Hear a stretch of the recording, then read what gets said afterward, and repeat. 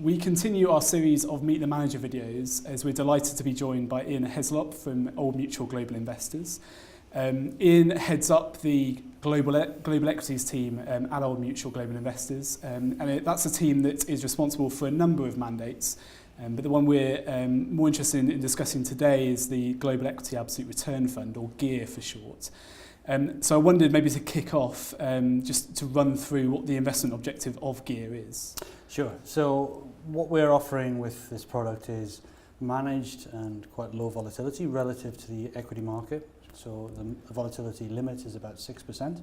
If you think about equities trading, normally it's a little bit low volatility, normally about 15 to 20%. So that's significantly lower than the market volatility.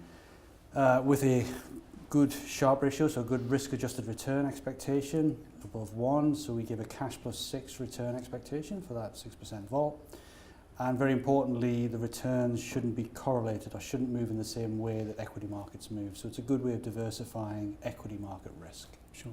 And so a good diversify within portfolios. We often call this sort of strategy market neutral.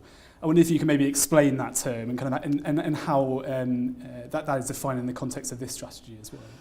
Sure. So stock selection, obviously, when you have stock selection as a process, you have stocks that you really like and stocks that you really don't like. Well, normally with a long-only fund, you would just avoid those stocks. But what we can do with this fund is short them. So we sell stocks that we have borrowed from someone else and create a short book. The long book and the short book effectively match one another.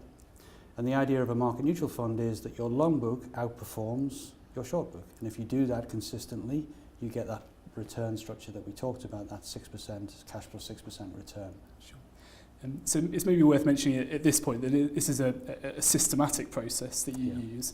And essentially each stock is analysed based on a number of characteristics. Sure. I wondered, maybe to help explain the process, just if we were to maybe pick one or two of those characteristics and explain how they're used. Sure. So, there is nothing in this fund that any other fund manager wouldn't use. That's the first thing to be very plain about. So we're very interested in the idea of valuation, whether a stock is cheap or expensive relative to its fundamental value or the value that we think it should be trading at. So that's very normal. That's a normal way of investing. But we also include things like what is the quality of the company, so the balance sheet strength that the company shows, the debt that the company has relative to its equity, very important in relation to the stability of the company as you move forward. We're very interested in its growth rates and how it's been growing, how the earnings are growing. And also very importantly, is it in an area of the market that's very interesting to investors right now? So is it in an industry that has shown investor interest historically, because that was likely to continue? Sure.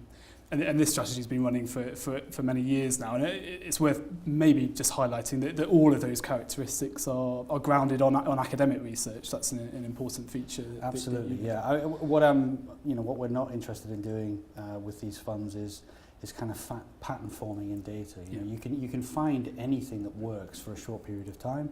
All stocks that begin with the letter A outperform in August. You could kind of prove that, but does that really mean anything in relation to likely outcomes? Sure. So grounding it in relation to why does something lead to a mispricing that you can capture is very, very important. Sure.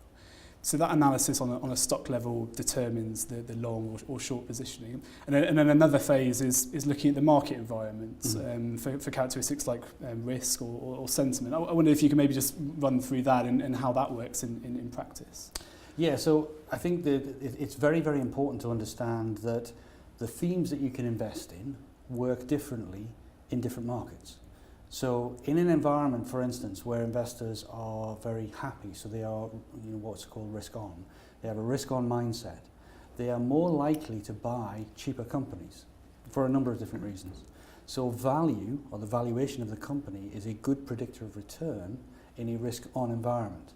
In a risk off environment, so when risk appetite is low as we measure it, then value becomes very dangerous, and actually it's something more like quality, the balance sheet strength, the quality of the company that becomes more important in stock selection. And really everything that we invest in has periods where it's likely to outperform and periods where it's likely to underperform, and the point is to build a diversified portfolio but take into account the market environment, so you're tilting towards or away from the styles you think are likely to outperform or underperform given the environment you're in. Sure. So we're in January 2018 now, so I wonder maybe if it's be nice to sort of look at how that portfolio, given the process we've just explained, is Sure. positioned as we enter this year. So yeah, thinking about kind of coming through 2017, what's been very interesting to us is the equity market has been quite low volatility, as we know. Markets have generally been trending upwards, so positive sentiment at the market level. But very interestingly, within the market, there's been a tilt away from riskier assets towards defensive stocks.